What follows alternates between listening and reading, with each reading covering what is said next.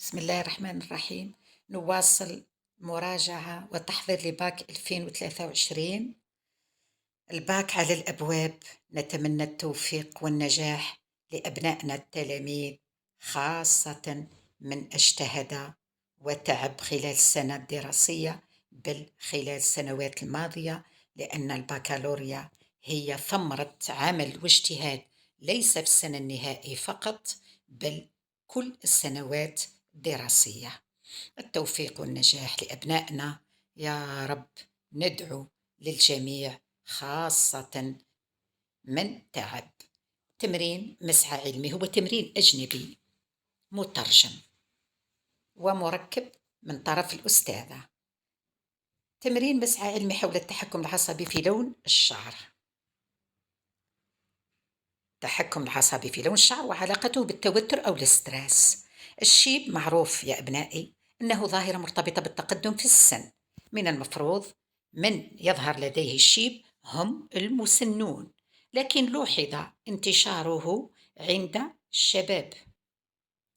ظهوره عند الشباب يسمى بالشيب المبكر أو تسريع ظاهرة الشيب. أثبت الباحثون أن السبب يعود بالدرجة الأولى إلى إجهاد الجهاز العصبي بعوامل مختلفة. لدراسة العلاقة بين ابيضاض الشعر والتوتر الاسترس، نقترح الدراسة التالية. الجزء الأول، وثيقة 1 شكل ألف، يبين نموذج لتطور الخلايا الجذعية لبصيلة الشعر إلى خلايا صباغية الميلانوسيت في وجود وغياب التوتر. إذن الوثيقة 1 بشكلين. نبدأ بالشكل ألف. الشكل باء عبارة عن جدول. المطلوب انطلاقا من الوثيقة 1، اشرح نوع ودور المشبك على مستوى بصيلة الشعر المؤدي إلى نمو الشعر باللون الأسود. إذن نستغل الوثيقة 1 الشكل ألف الذي يمثل تطور الخلايا الجذعية لبصيلة الشعر إلى خلايا صباغية الميلانوسيت في وجود وغياب التوتر. أكيد نختار الحالة العادية. لماذا؟ لأن الحالة العادية هي التي تؤدي إلى ظهور اللون الأسود، وحالة التوتر أو الاسترس تؤدي إلى نمو الشعر باللون الأبيض. إذن نحلل أو نعلق قليلا أو نفهم الشكل ألف.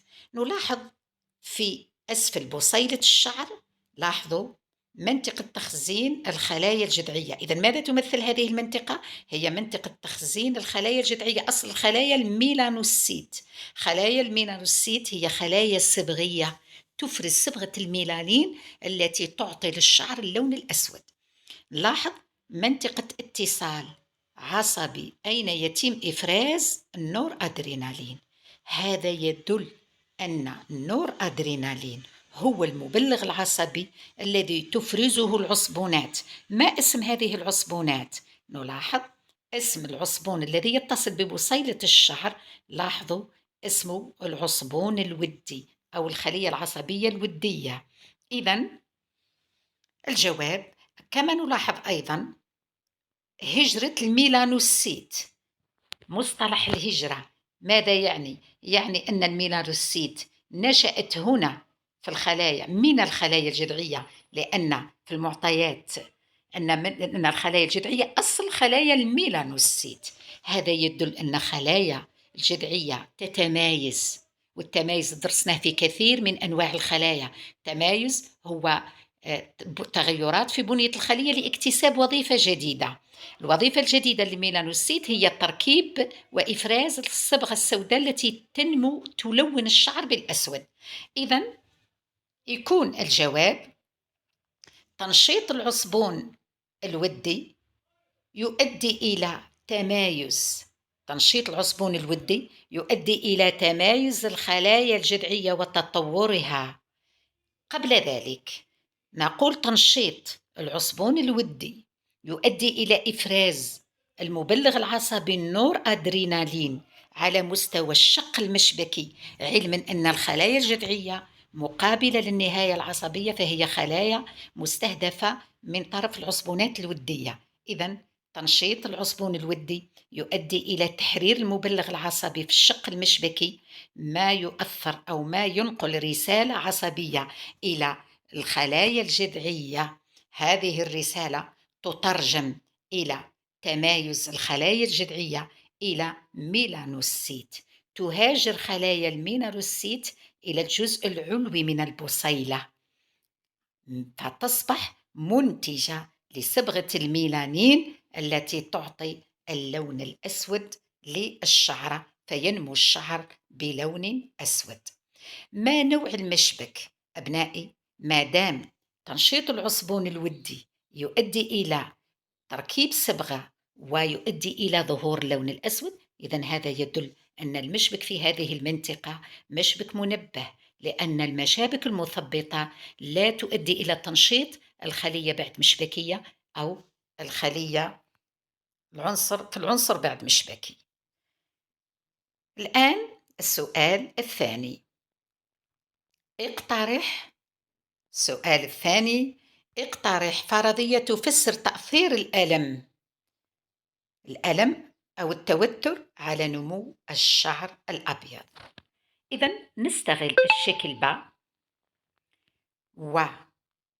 والجزء الثاني من الشكل ألف، تأثير التوتر على اللون، لنستنتج أو لنستخرج الفرضية التي تبين العلاقة ما بين التوتر ونمو الشعر بالأبيض، حسب السياق أن التوتر هو الذي يسرع ابيضاض الشعر. إذن نلاحظ الجدول أو الشكل من الوثيقة واحد الذي يمثل جدول استعمل فيه 3 أنواع من المحاليل، وحقنت لفئران قيس متوسط نسبة الشعر الأبيض في الجلد. إذن المحلول الأول هو محلول ملحي يعتبر شاهد، محلول الملحي شاهد. المحلول الثاني هو محلول ملحي به RTX، وهو جزيء يسبب الألم. إذن نجعل الفأر في حالة توتر بحقنه RTX، فنخلق التوتر بخلق الألم لدى الفئران. المحلول ماذا نلاحظ؟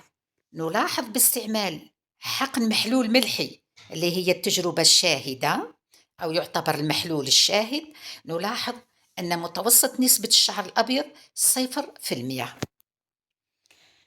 حقن محلول ملحي مكمل بالRTX الذي يسبب الألم، نلاحظ نسبة التوتر متوسط نسبة الشعر الأبيض في الجلد 32%. نستنتج أن التوتر بين قوسين الألم يرفع من نسبة الشعر الأبيض، أي يزيد في ظاهرة الشيب. حقن التجربة الثانية، حقن محلول ملحي مكمل بالRTX والبوب، وهو جزيء يسكن الألم. ماذا نلاحظ؟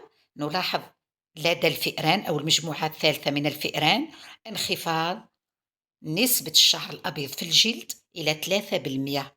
ماذا نستنتج؟ نستنتج أن التوتر أو الألم يزيد في أو يتسبب في رفع نسبة الشعر الأبيض في الجلد، وتوقيف الألم يخفض من نسبة الشيب لدى الفئران. إذن نستنتج أن الألم أو التوتر هو وحده من يسبب الألم، هو فقط من سبب الألم. لماذا؟ لأن في وجود الألم تكون نسبة الشيب مرتفعة في الحالتين، وعند وجود المادة التي تسبب الألم والمادة المسكنة من الألم تنخفض نسبة الشعر الأبيض لدى الفئران. إذن استنتجنا أن التوتر هو من تسبب في ظهور اللون الأبيض لدى الفئران. الآن من الشكل ألف الوثيقة واحد نلاحظ في وجود التوتر البصيلة أصبحت فارغة، يدل على ماذا؟ علما أن هذا الجزء من البصيلة يعتبر منطقة تخزين الخلايا الجذعية. إذن نستنتج أن التوتر تسبب في استنفاذ كل الخلايا الجذعية. التوتر هو من تسبب في نفاذ أو استهلاك كل الخلايا الجذعية. نلاحظ أيضا معلومة: تنشيط وتمايز الخلايا الجذعية بسرعة كبيرة. إذا النص الفرضية أن التوتر يتسبب في إفراز كمية كبيرة من النور أدرينالين، ما يسرع في تمايز الخلايا الجذعية إلى ميلانوسيت، فتتمايز الخلايا بسرعة كبيرة فينمو الشعر باللون الأبيض. الهدف من الجزء الثاني من التمرين مادام مسعى علمي هو حل المشكل المطروح والتأكد من صحة الفرضية المقترحة، وهي العلاقة ما بين التوتر والشيب المبكر أو تأثير التوتر على تسريع إبيضات الشعر. إذن لدينا الوثيقة 2 بأربعة أشكال. وثيقة 2 بأربعة أشكال. المطلوب باستغلال معطيات الوثيقة 2 بين العلاقة بين التوتر وإبيضات الشعر مؤكدا صحة الفرضية المقترحة. إذن نبدأ بالوثيقة 2. الشكل ألف يبين تأثير حقن أدمة الجلد لدى الفئران. لدينا 3 فئران. الفأر الأول حقنتين من محلول ملحي. الفأر 2 حقنتين من النور أدرينالين. الفأر 3 حذف مستقبلات النور أدرينالين من الغشاء السيتوبلازم للخلايا الجذعية وحقنه بحقنتين من النور أدرينالين. إذن نلاحظ أن الفأر الأول، علما أن تشير الدوائر الصغيرة إلى موقع الحقن داخل الأدمة، والدوائر الكبيرة تكبير للمناطق التي تم فيها الحقن. إذن نلاحظ حقن محلول ملحي، حقنتين من محلول ملحي شاهد، يعني لا يحتوي على أي جزيئات من المبلغات العصبية النور أدرينالين. نلاحظ الفأر الشاهد حقنه بمحلول ملحي. نلاحظ ظهور الشيب تقريب معدوم. لاحظوا تقريبا معدوم. الفأر الثاني حقنتين من النور أدرينالين. نلاحظ تكبير منطقة الحقن في الأدمة، ظهور الشيب بنسبة كبيرة، ظهور اللون الأبيض. هذا يدل أن النور أدرينالين مبلغ العصبي هو المسؤول على ظهور وتسريع الشيب. الفأر 3 حذف مستقبلات النور أدرينالين. هنا إعادة التجربة 2 حقن حقنتين من النور أدرينالين، لكن بعد حذف المستقبلات النور أدرينالين الموجودة على الأغشية السيتوبلازمية للخلايا الجذعية. نلاحظ تقريبا نمو الشعر الأبيض تقريبا معدوم، نقطة. لاحظوا نقطة فقط. إذن نستنتج أن النور أدرينالين من الفأر 3 نستنتج أن النور أدرينالين يؤثر على مستقبلات غشائية تتواجد على الخلايا الجذعية. ومن الفأر 2 نستنتج أن النور أدرينالين هو المبلغ العصبي الذي ينشط ظهور الشيب. إذن نروح الآن الوثيقة 2 الشكل ب. فأر شاهد تأثير استئصال الجهاز العصبي الودي على لون الشعر. نلاحظ شاهد زائد مادة تسبب الألم RTX. ماذا نلاحظ؟ نلاحظ ظهور اللون الأبيض على مستوى الوبر أو شعر الفأر. لاحظوا الفأر مستأصل الجهاز العصبي الودي زائد مادة مسببة للألم. نلاحظ تقريبا غياب اللون الأبيض. إذن نستنتج أن الجهاز العصبي هو المسؤول على، أو هو الذي يتحكم في ظهور اللون الأبيض عن طريق تأثير مسببات الألم أو مادة ال RTX تؤثر على الجهاز العصبي، والجهاز العصبي ينشط نمو الشعر بالأبيض. الآن الوثيقة الشكل ج 2، الوثيقة 2 الشكل ج تمثل نتائج قياس كمية النور أدرينالين المفرزة في بصيلة الشعر في شروط تجريبية مختلفة. إذا نلاحظ عند الشاهد النور أدرينالين الكمية المفرزة ضعيفة. أيضا عند الفأر المحقون بمادة ال RTX ومادة مسكنة للألم البوب، إذا اللي بالأحمر وبالأزرق كمية الأدرينالين نور أدرينالين المفرزة ضعيفة. لكن عند الفأر المحقون بمادة المسببة للألم كمية النور أدرينالين المفرزة معتبرة تقريبا 2.5 وحدة. إذا نستنتج أن الألم أو التوتر يتسبب في إفراز كمية كبيرة من النور أدرينالين، أو نستنتج أن التوتر أو الألم ينشط العصبونات الودية على إفراز كمية كبيرة من المبلغ العصبي النور أدرينالين. الوثيقة 2 الشكل د تمثل عدد الخلايا الجذعية أصل الخلايا الصباغية الميلانوسيت في ظروف تجريبية مختلفة. ماذا نلاحظ؟ نلاحظ عند الفأر الشاهد والمحقون بمادة مسببة للألم RTX نلاحظ عدد الخلايا الجذعية في بصيلة الشعر 5، تقريبا ثلث الكمية، ثلث عدد الخلايا الجذعية في بصيلة الشعر عند الفأر مستأصل الجهاز الودي والمحقون بالRTX.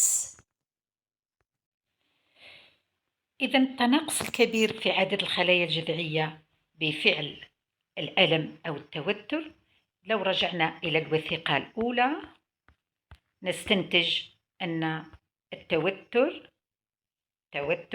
يؤدي إلى نفاذ كل الخلايا الجذعية وتصبح البصيلة فارغة، بينما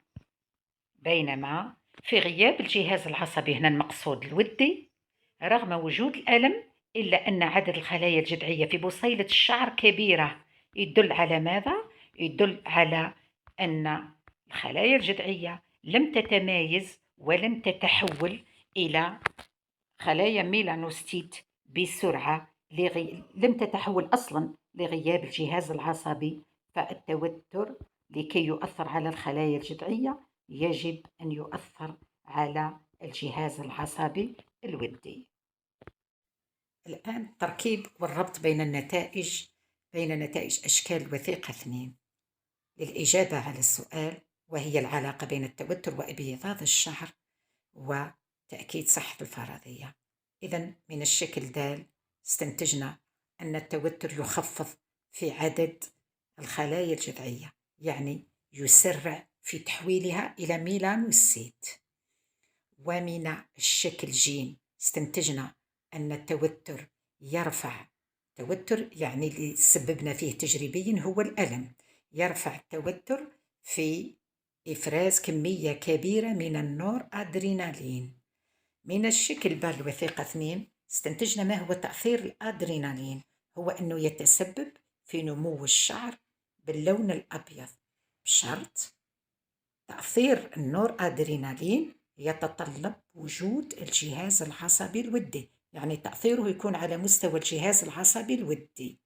من الشكل ألف استنتجنا أن النور أدرينالين هو من يتسبب في نمو الشعر باللون الأبيض، وأن تأثيره يكون على مستقبلات غشائية للخلايا الجذعية.